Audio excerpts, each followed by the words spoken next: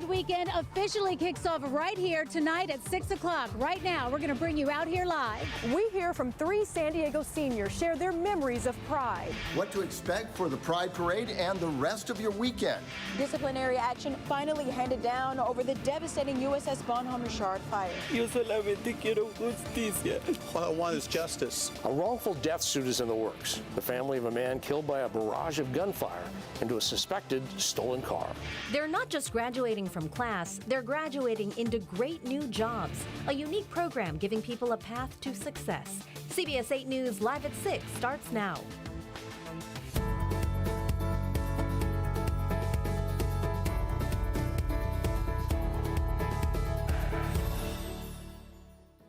Pride weekend is here, and a celebration of San Diego's LGBTQ community is set to start within the hour in Hillcrest. Good evening and thanks for joining us. I'm Carlo Cicchetto. Happy Friday. I'm Marcella Lee. The Spirit of Stonewall Rally is a time for the community to come together and recognize those who have led the way in the past and those who have picked up the torch for visibility and equal rights. CBS 8's Anna Laurel is in Hillcrest and joins us now live. Anna? That's right, you guys. It just kicked off just a couple minutes ago. We've got a marching band basically playing behind us up here on stage. It has been a big party leading up to this Stonewall rally tonight. So this is the first full-scale Pride weekend in 3 years because of COVID. And it's more exciting, they're telling me, than ever before. And more parade floats, more contingencies for the parade, more tickets have been sold. Let's show you some video from years past of the parades before, just to let you remember how great they are, what kind of celebrations they are. Pride celebrations everywhere trace their heritage to the night of June 28, 1969, when patrons of the Stonewall Inn in New York City said no more to police harassment. That protest has grown to annual events held in major cities throughout the world. Here in San Diego, our first Spirit of Stonewall rally was in 1975. Now, there's a debate about what Pride events should be and stand for as they commemorate the Stonewall riots of 1969. For some, it's a protest. For others, it's a safe place to express joy. So we spoke with the director of education for Pride San Diego about why they do this. This level of a celebration would have been unthinkable to me when I was growing up. To have this many people coming out and celebrating being lesbian, gay, bisexual, transgender, and queer, right? To do that in the sunshine, out in the world, like that was unthinkable to me as a small kid. I know it's still unthinkable to many children and youth growing up, and so that is also part of why we do this. But my fabulous co-host. Okay, so back out here in Hillcrest where the Stonewall rally has just gotten underway. It's going to last until 7 o'clock tonight, and then there's a festival that goes on until 11 o'clock. You need tickets for the festival, but they're being sold online right now. LGBTQ leaders are going to be speaking tonight until 7 about everything from immigration to environmental issues in light of LGBTQ, as LGBTQ issues. So the parade again starts tomorrow at 10 a.m. Of course, CBS 8 will be out here all day. It's going to be a huge celebration. But just remember that also if you're going to be driving around town, Hillcrest is essentially shut down for tomorrow until early evening. But we will be out here all night, and we'll see you again out here tonight at 11. Live in Hillcrest, Anna Laurel for CBS 8. And if you are heading out to the parade and other Pride events this weekend, make sure you bring a hat, some sunblock. Try to find shade where you can because it's going to be sunny and hot. Yeah, meteorologist Sean Stiles is here now with a first look at your parade forecast. Sean, I already got my hat. Ah, good for you. Where's your hat? I want a hat. I didn't wear it in here. It's in the car. Yeah, you don't wear hats inside. Yeah, it's exactly. It's bad luck. Okay, I'm sorry. And it's not proper for a gentleman. Ladies can do it, men can't. Hey, looking at the forecast for tomorrow, we're talking about 73 at start time, which is 10 a.m. We'll be there. We'll be prepping because we're going to have a big float, not a float, but a vehicle taking us down. The CBS 8 team will be there, so join us, please. By the afternoon, say at 1 o'clock, we're talking 77 degrees and plenty of sunshine by then. So sunscreen and water. The reason it's going to warm up so much is over the deserts, we've got this excessive heat warning now. A lot of that heat's going to spill over towards the inland microclimates, and so it'll be pretty toasty for them. As far as along the coastline, though, the sea breeze keeping things very nice, and we'll stay in the mid-70s. Temperatures start to warm up in the inland microclimate, so we'll push into the upper 80s. There'll be plenty of low 90s as well, but the western inland microclimates will be in the upper 80s. I'll have your 8-day forecast coming up in just a bit. All right, Sean, thanks. The San Diego Pride Parade is now less than 24 hours away. And right now, several businesses in Hillcrest, I bet all of them that are going to be open, are gearing up for this weekend's festivities. Thousands of people are expected to travel here to America's finest city. Many of you may already be here. We welcome all visitors. And the whole goal to celebrate the LGBTQ+ community. We spoke to an event organizer today about what to expect. He tells us that about 300,000 people will be in the area this weekend. Obviously the parade, but if you want to get started early, you can blow off work 2 o'clock, come down for happy hour, and then we have a big rally. It's going to pump you up for tomorrow, and then if you want to dance all night, we'll give you that option too. I wish, Carlo, you and I could have taken his advice, blow off work at 2 p.m. We just saw Anna Laurel's live shot. A lot of people apparently doing that, getting the party started now. This year's theme is Justice with Joy.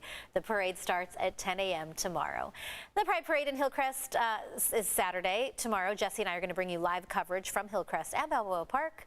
If you can't make it down in person, or if you want to listen to the explanations of all the groups marching by, join us on the app, CBS 8 app, also the website, CBS8.com, and all of our other digital platforms. And the celebration has grown over the decades. Coming up tonight at 6:23, the seniors who are pioneers of the LGBTQ+ Pride movement here share their memories.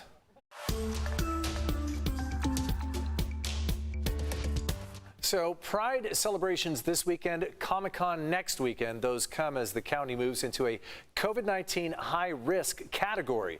Doctors and health experts say people heading to Pride should bring a mask with them, and masks are required at Comic-Con. The new BA.5 Omicron subvariant accounts for 65% of all new COVID cases nationwide, and it's spreading fast. So far, no new mask mandates have been announced for San Diego County. A deputy-involved shooting in the South Bay earlier this year has drawn the attention of some high-powered attorneys who today said they will be filing claims in state and federal court. CBS 8's Steve Fiorina has more on the investigation, including video of the incident, which we do want to warn is graphic and could be upsetting. He also has the tearful words from the dead man's parents. This will be an emotional case should it go to trial. A deputy shooting into a suspected stolen vehicle caught on video. Hey! A wild few moments at a strip mall in Otay Mesa last February. Deputies tried to pull a man out of a white late-model Mercedes SUV that had been reported stolen. We see surveillance and body-worn camera video. There's a struggle. The SUV lurches backward, then forward. A deputy opens fire into the driver's window. The Mercedes crashes into another parked car, just missing a woman on the pavement and bumping another deputy. Neither was seriously hurt. The driver of the suspected stolen car was pulled out, given CPR, but didn't survive. Today, the parents of 31-year-old Mizelle Corrales appeared before news cameras at San Diego County Sheriff's headquarters in Kearny Mesa. I had to bury my own son at the cemetery. Me, the father, I shouldn't be through that, but I have been going through pain and suffering, and I just want answers. He doesn't believe his son was a threat that day and questions the deputies firing so many bullets into the car. Why 13 times? Why was he has to be, shot on the head? Why? Why like that? The pastor at Casa de Dios Apostolic Church in Chula Vista, he translated from Spanish for his wife. Why they couldn't stop him in a different way? Why kill him? Why? The family's working with some very successful, high-profile attorneys who've won multi-million-dollar verdicts in other wrongful death lawsuits. Mr. Corrales was of no threat to anyone. He was beyond the officers. The officer could not have been in any type of fear. A jury may see the video differently, though. One attorney who was involved in the famous Rodney King case had this argument. McHale was not complying, and when he didn't comply and he started to take off, that became a justification for shooting. That was a form of street justice. The family gave us pictures of the father of three with his children and a video of the gravesite they visit every Sunday. Es muy difícil It's very hard. decirle a mis niños ya no está su papá. Tell my grandkids your dad is not here anymore. The district attorney says the case is still under review. The sheriff's department declined comment due to pending litigation. Yo solamente quiero justicia. All I want is justice. A suit is expected to be filed in state court in the next week, federal court over the next month. No dollar amount has been attached to either. Steve Fiorina, CBS 8.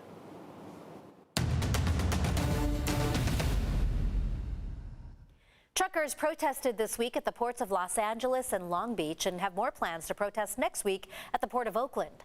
They are upset over a California law that changes the legal status of independent contractors. Either you become a regular employee for a company or you operate as a small business with the proper licensing and insurance. Our political reporter Morgan Reiner has more on this law and the numerous legal challenges it's faced. Newsom signed AB 5 back in 2019, but it immediately faced legal action by the trucking industry and was blocked. But recently, the Supreme Court decided not to hear the case, which means that the California law now stands. Images like these, trucks protesting AB 5 and slowing down traffic on the highway by the ports during a time when the global supply chain is already suffering, is not welcoming. It's upwards of 70% of the trucks that service the ports are owner-operators. While uncomfortable to sit in, there were no reported disruptions at the Port of LA because of this traffic. But the California's Trucking Association said there will be soon. Well, essentially what they're being told by the state right now is that you can become a company/employee driver, but these owner-operators, independent business owners, do not want to be employee drivers. Republican Assemblymember Kevin Kiley's called it the worst law California has ever passed. If you're, just calling someone an employee, independent contractor, even though they're actually an employee, that was not allowed before AB 5. AB 5 though put in this whole new set of rules that has made it impossible for people who have chosen voluntarily to be independent contractors, because that's what works for them, to actually do that. So that's where the problem lies. But over the past decade, drivers at the ports of Los Angeles and Long Beach have been challenging their classification as independent contractors and trying to prove their right as regular employees for things like wage standards, health insurance, and required break times. Now, I reached out to several organizations and lawmakers in favor of AB 5. The author of the bill, former Assemblymember turned labor union leader Lorena Gonzalez, is on vacation, but she's been posting on social media about the latter. She says AB 5 makes companies financially reliable for misclassifications now and years past. No wonder they're spending so hard and lying to drivers about it. You can file for back wages here. It's unclear exactly how this law will be enforced. The Trucking Association told me that they're still waiting on details, but I do also want to make it clear that the Trucking Association, they represent over 1,000 trucking companies that would have to increase their costs by bringing in those independent contractors underneath their umbrella. But not all truckers are against AB 5.